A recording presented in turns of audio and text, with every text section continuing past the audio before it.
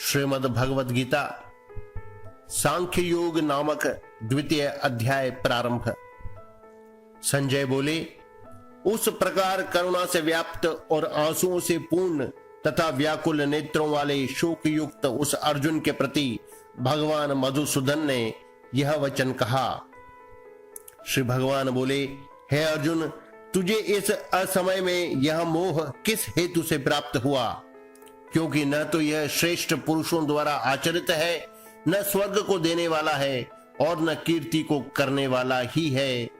इसलिए हे अर्जुन, नपुंसकता को मत प्राप्त हो, तुझ में यह उचित नहीं जान पड़ती। हे परंतप, हृदय की तुच्छ दुर्बलता को त्याग कर युद्ध के लिए खड़ा हो जा। अर्जुन बोले, हे मधुसूदन, मैं रणभूमि में किस प्रकार बाणों से भीष्म पितामह और द्रोणाचार्य के विरुद्ध लड़ूंगा?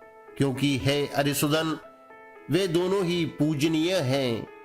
इसलिए इन महानुभाव गुरुजनों को न मारकर मैं इस लोक में भिक्षा का अन्न भी खाना कल्याणकारक समझता हूं।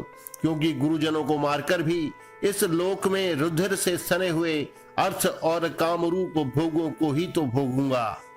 हम यह भी नहीं जानते कि हमारे लिए युद्ध करना और न करना, इन दोनों में से कौन सा श्रेष्ठ है, अथवा यह भी नहीं जानते कि उन्हें हम जीतेंगे या हमको वे जीतेंगे। और जिनको मारकर हम जीना भी नहीं चाहते, वे ही हमारे आत्मीय धृतराष्ट्र के पुत्र हमारे मुकाबले में खड़े हैं। इसलिए कायरता रूप दोष से उपहत हुए स्वभाव वाला तथा धर्म के विषय में मोहित चित्त हुआ मैं आपसे पूछता हूं कि जो साधन निश्चित कल्याण कारक हो वह मेरे लिए कहिए। क्योंकि मैं आपका शिष्य हूं, इसलिए आपके शरण हुए मुझको शिक्षा दीजिए। क्योंकि भूमि में निष्कंटक धन धान्य संपन्न राज्य को और देवताओं के स्वामी पने को प्राप्त होकर भी मैं उस उपाय को नहीं देखता हूं जो मेरी इंद्रियों के सुखाने वाले शोक को दूर कर सकें। संजय बोले, हे राजन, निद्रा को जीतने वाले अर्जुन अंतर्यामी श्री कृष्ण महाराज के प्रति इस प्रकार कहकर फिर श्री गोविंद भगवान से युद्ध नहीं करूंगा यह स्पष्ट कहकर चुप हो गए। हे भरतवंशी धृतराष्ट्र, अंतर्यामी श्री कृष्ण महाराज दोनों सेनाओं के बीच में शोक करते हुए उस अर्जुन को हंसते हुए से यह वचन बोले।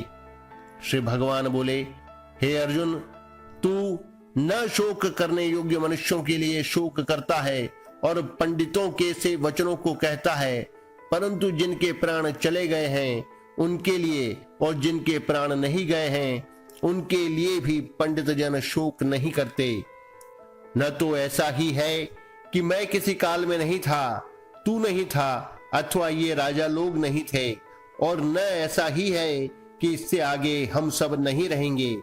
जैसे जीवात्मा की इस देह में बालकपन, जवानी और वृद्धावस्था होती है, वैसे ही अन्य शरीर की प्राप्ति होती है। उस विषय में धीर पुरुष मोहित नहीं होता।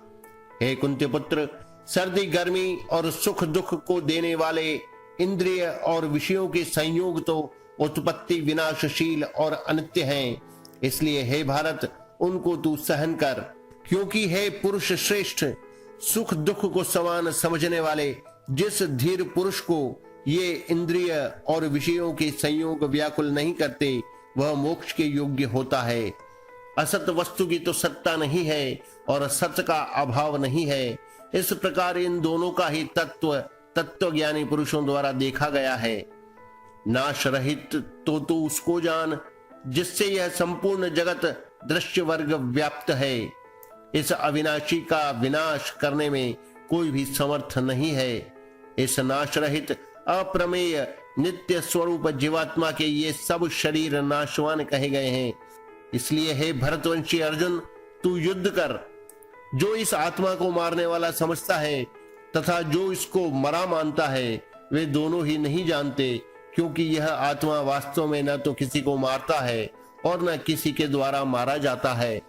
यह आत्मा किसी काल में भी न तो जन्मता है और न मरता ही है, तथा न यह उत्पन्न होकर फिर होने वाला ही है। क्योंकि यह अजन्मा, नित्य, सनातन और पुरातन है। शरीर के मारे जाने पर भी यह नहीं मारा जाता। हे प्रथापुत्र अर्जुन, जो पुरुष इस आत्मा को नाश रहित नित्य, अजन्मा और अव्यय जानता है, वह पुरुष कैसे किसको मरवाता है और कैसे किसको मारता है। जैसे मनुष्य पुराने वस्त्रों को त्याग कर दूसरे नए वस्त्रों को ग्रहण करता है, वैसे ही जीवात्मा पुराने शरीरों को त्याग कर दूसरे नए शरीरों को प्राप्त होता है। इस आत्मा को शस्त्र नहीं काट सकते, इसको आग नहीं जला सकती, इसको जल नहीं गला सकता और वायु नहीं सुखा सकता, क्योंकि यह आत्मा अच्छेद्य है। यह आत्मा अदाह्य, अक्लेद्य और निसंदेह अशोष्य है तथा यह आत्मा नित्य, सर्वव्यापी, अचल, स्थिर रहने वाला और सनातन है। यह आत्मा अव्यक्त है, यह आत्मा अचिंत्य है और यह आत्मा विकार रहित कहा जाता है। इससे हे अर्जुन, इस आत्मा को उपयुक्त प्रकार से जानकर तू शोक करने को योग्य नहीं है, अर्थात तुझे शोक करना उचित नहीं है। किंतु यदि तू इस आत्मा को सदा जन्मने वाला तथा सदा मरने वाला मानता हो तो भी हे महाबाहो, तू इस प्रकार शोक करने को योग्य नहीं है, क्योंकि इस मान्यता के अनुसार जन्मे हुए की मृत्यु निश्चित है और मरे हुए का जन्म निश्चित है। इससे भी इस बिना उपाय वाले विषय में तू शोक करने को योग्य नहीं है। हे अर्जुन, संपूर्ण प्राणी जन्म से पहले अप्रकट थे और मरने के बाद भी अप्रकट हो जाने वाले हैं, केवल बीच में ही प्रकट हैं। फिर ऐसी स्थिति में क्या शोक करना है। कोई एक महापुरुष ही इस आत्मा को आश्चर्य की भांति देखता है और वैसे ही दूसरा कोई महापुरुष ही इसके तत्व का आश्चर्य की भांति वर्णन करता है तथा दूसरा कोई अधिकारी पुरुष ही इसे आश्चर्य की भांति सुनता है और कोई कोई तो सुनकर भी इसको नहीं जानता। हे अर्जुन, यह आत्मा सबके शरीरों में सदा ही अवध्य है। इस कारण संपूर्ण प्राणियों के लिए तू शोक करने के योग्य नहीं है तथा अपने धर्म को देखकर भी तू भय करने योग्य नहीं है, अर्थात तुझे भय नहीं करना चाहिए, क्योंकि क्षत्रिय के लिए धर्मयुक्त युद्ध से बढ़कर दूसरा कोई कल्याणकारी कर्तव्य नहीं है। हे पार्थ, अपने आप प्राप्त हुए और खुले हुए स्वर्ग के द्वार रूप इस प्रकार के युद्ध को भाग्यवान क्षत्रिय लोग ही पाते हैं। किंतु यदि तू इस धर्म युक्त युद्ध को नहीं करेगा तो स्वधर्म और कीर्ति को खोकर पाप को प्राप्त होगा तथा सब लोग तेरी बहुत काल तक रहने वाली अपकीर्ति का भी कथन करेंगे और माननीय पुरुष के लिए अपकीर्ति मरण से भी बढ़कर है। और जिनकी दृष्टि में तू पहले बहुत सम्मानित होकर अब लघुता को प्राप्त होगा, वे महारथी लोग तुझे भय के कारण युद्ध से हटा हुआ मानेंगे। तेरे वैरी लोग तेरे सामर्थ्य की निंदा करते हुए तुझे बहुत से न कहने योग्य वचन भी कहेंगे। उससे अधिक दुख और क्या होगा। या तो तू युद्ध में मारा जाकर स्वर्ग को प्राप्त होगा अथवा संग्राम में जीतकर पृथ्वी का राज्य भोगेगा। इस कारण हे अर्जुन, तू युद्ध के लिए निश्चय करके खड़ा हो जा। जय पराजय, लाभ हानि और सुख दुख को समान समझकर उसके बाद युद्ध के लिए तैयार हो जा। इस प्रकार युद्ध करने से तू पाप को नहीं प्राप्त होगा। हे पार्थ, यह बुद्धि तेरे लिए ज्ञान योग के विषय में कही गई और अब तू इसको कर्म योग के विषय में सुन। जिस बुद्धि से युक्त हुआ तू कर्मों के बंधन को भली भांति त्याग देगा, अर्थात सर्वथा नष्ट कर डालेगा। इस कर्मयोग में आरंभ का अर्थात बीज का नाश नहीं है और उल्टा फल रूप दोष भी नहीं है, बल्कि इस कर्मयोग रूप धर्म का थोड़ा सा भी साधन जन्म मृत्यु रूप महान भय से रक्षा कर लेता है। हे अर्जुन, इस कर्मयोग में निश्चयात्मिका बुद्धि एक ही होती है, किंतु अस्थिर विचार वाले विवेकहीन सकाम मनुष्यों की बुद्धियां निश्चय ही बहुत भेदों वाली और अनंत होती हैं। हे अर्जुन, जो भोगों में तन्मय हो रहे हैं, जो कर्मफल के प्रशंसक वेद वाक्यों में ही प्रीति रखते हैं, जिनकी बुद्धि में स्वर्ग ही परम प्राप्य वस्तु है और जो स्वर्ग से बढ़कर दूसरी कोई वस्तु ही नहीं है, ऐसा कहने वाले हैं, वे अविवेकी जन इस प्रकार की जिस पुष्पित अर्थात दिखाऊ शोभा युक्त वाणी को कहा करते हैं, जो कि जन्म रूप कर्म फल देने वाली एवं भोग तथा ऐश्वर्य की प्राप्ति के लिए नाना प्रकार की बहुत सी क्रियाओं का वर्णन करने वाला है, उस वाणी द्वारा जिनका चित्त हर लिया गया है, जो भोग और ऐश्वर्य में अत्यंत आसक्त हैं, उन पुरुषों की परमात्मा में निश्चयात्मिका बुद्धि नहीं होती। हे अर्जुन, वेद उपर्युक्त प्रकार से तीनों गुणों के कार्य रूप समस्त भोगों एवं उनके साधनों का प्रतिपादन करने वाले हैं। इसलिए तू उन भोगों एवं उनके साधनों में आसक्तिहीन है। हर्ष शोक आदि द्वंद्वों से रहित नित्य वस्तु परमात्मा में स्थित योगक्षेम को न चाहने वाला और स्वाधीन अंतःकरण वाला हो।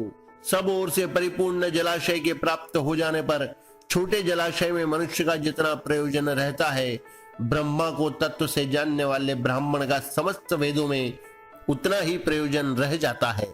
तेरा कर्म करने में ही अधिकार है, उसके फलों में कभी नहीं। इसलिए तू कर्मों के फल का हेतु मत हो तथा तेरी कर्म न करने में भी आसक्ति न हो। हे धनंजय, तू आसक्ति को त्याग कर तथा सिद्धि और असिद्धि में समान बुद्धि वाला होकर योग में स्थित हुआ कर्तव्य कर्मों को कर। समत्व ही योग कहलाता है। इस समत्व रूप बुद्धि योग से सकाम कर्म अत्यंत ही निम्न श्रेणी का है। इसलिए हे धनंजय, तू समबुद्धि में ही रक्षा का उपाय ढूंढ, अर्थात बुद्धि योग का ही आश्रय ग्रहण कर, क्योंकि फल के हेतु बनने वाले अत्यंत दीन हैं। समबुद्धि युक्त पुरुष पुण्य और पाप दोनों को इसी लोक में त्याग देता है, अर्थात उनसे मुक्त हो जाता है। इससे तू समत्व रूप योग में लग जा। यह समत्व रूप योग ही कर्मों में कुशलता है, अर्थात कर्म बंधन से छूटने का उपाय है।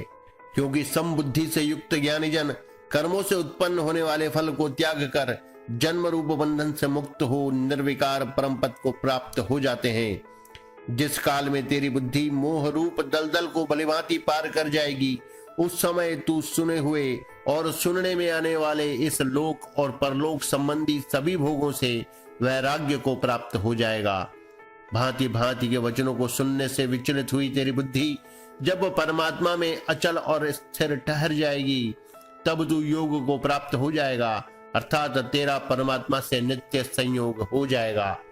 अर्जुन बोले, हे केशव, समाधि में स्थित परमात्मा को प्राप्त हुए स्थिर बुद्धि पुरुष का क्या लक्षण है? वह स्थिर बुद्धि पुरुष कैसे बोलता है, कैसे बैठता है और कैसे चलता है? श्री भगवान बोले, हे अर्जुन, जिस काल में यह पुरुष मन में स्थित संपूर्ण कामनाओं को भली भांति त्याग देता है और आत्मा से आत्मा में ही संतुष्ट रहता है, उस काल में वह स्थित प्रज्ञ कहा जाता है। दुखों की प्राप्ति होने पर जिसके मन में उद्वेग नहीं होता, सुखों की प्राप्ति में जो सर्वथा निःस्पृह है तथा जिसके राग, भय और क्रोध नष्ट हो गए हैं, ऐसा मुनि स्थिर बुद्धि कहा जाता है।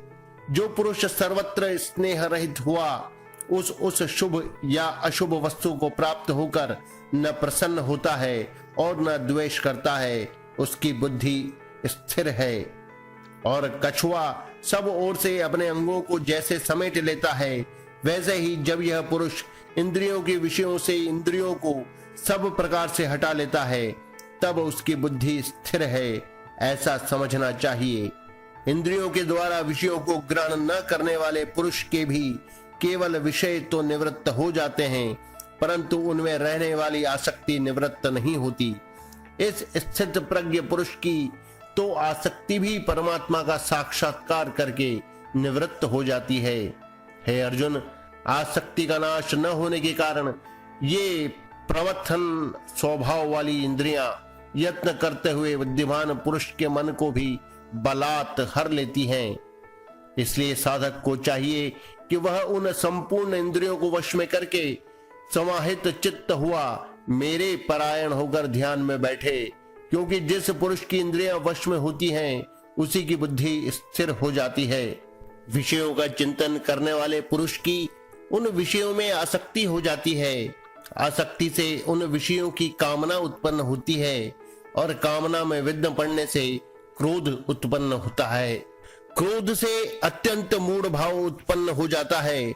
मूढ़ भाव से स्मृति में भ्रम हो जाता है। स्मृति में भ्रम हो जाने से बुद्धि अर्थात ज्ञान शक्ति का नाश हो जाता है और बुद्धि का नाश हो जाने से यह पुरुष अपनी स्थिति से गिर जाता है। परंतु अपने अधीन किए हुए अंतःकरण वाला साधक अपने वश में की हुई राग द्वेष से रहित इंद्रियों द्वारा विषयों में विचरण करता हुआ अंतःकरण की प्रसन्नता को प्राप्त होता है। अंतःकरण की प्रसन्नता होने पर इसके संपूर्ण दुखों का अभाव हो जाता है और उस प्रसन्न चित्त वाले कर्मयोगी की बुद्धि शीघ्र ही सब ओर से हटकर एक परमात्मा में ही भलीभांति स्थिर हो जाती है। न जीते हुए मन और इंद्रियों वाले पुरुष में निश्चयात्मिका बुद्धि नहीं होती और उस अयुक्त मनुष्य के अंतःकरण में भावना भी नहीं होती तथा भावनाहीन मनुष्य को शांति नहीं मिलती और शांति रहित मनुष्य को सुख कैसे मिल सकता है। क्योंकि जैसे जल में चलने वाली नाव को वायु हर लेती है, वैसे ही विषयों में विचरती हुई इंद्रियों में से मन जिस इंद्रिय के साथ रहता है वह एक ही इंद्रिय उस अयुक्त पुरुष की बुद्धि को हर लेती है। इसलिए हे महाबाहो, जिस पुरुष की इंद्रियों के विषयों से सब प्रकार निग्रह की हुई है उसी की बुद्धि स्थिर है। संपूर्ण प्राणियों के लिए जो रात्रि के समान है उस नित्य ज्ञान स्वरूप परमानंद की प्राप्ति में स्थित प्रज्ञ योगी जागता है और जिस नाशवान सांसारिक सुख की प्राप्ति में सब प्राणी जागते हैं, परमात्मा के तत्व को जानने वाले मुनि के लिए वह रात्रि के समान है। जैसे नाना नदियों के जल सब ओर से परिपूर्ण अचल प्रतिष्ठा वाले समुद्र में उसको विचलित न करते हुए ही समा जाते हैं, वैसे ही सब भोग जिस स्थित प्रज्ञ पुरुष में किसी प्रकार का विकार उत्पन्न किए बिना ही समा जाते हैं, वही पुरुष परम शांति को प्राप्त होता है, भोगों को चाहने वाला नहीं। जो पुरुष संपूर्ण कामनाओं को त्याग कर ममता रहित, अहंकार रहित और स्पृहा रहित हुआ विचरता है, वही शांति को प्राप्त होता है, अर्थात वह शांति को प्राप्त है। हे अर्जुन, यह ब्रह्मा को प्राप्त हुए पुरुष की स्थिति है। इसको प्राप्त होकर योगी कभी मोहित नहीं होता और अंत काल में भी इस ब्रह्मी स्थिति में स्थित होकर ब्रह्मानंद को प्राप्त हो जाता है।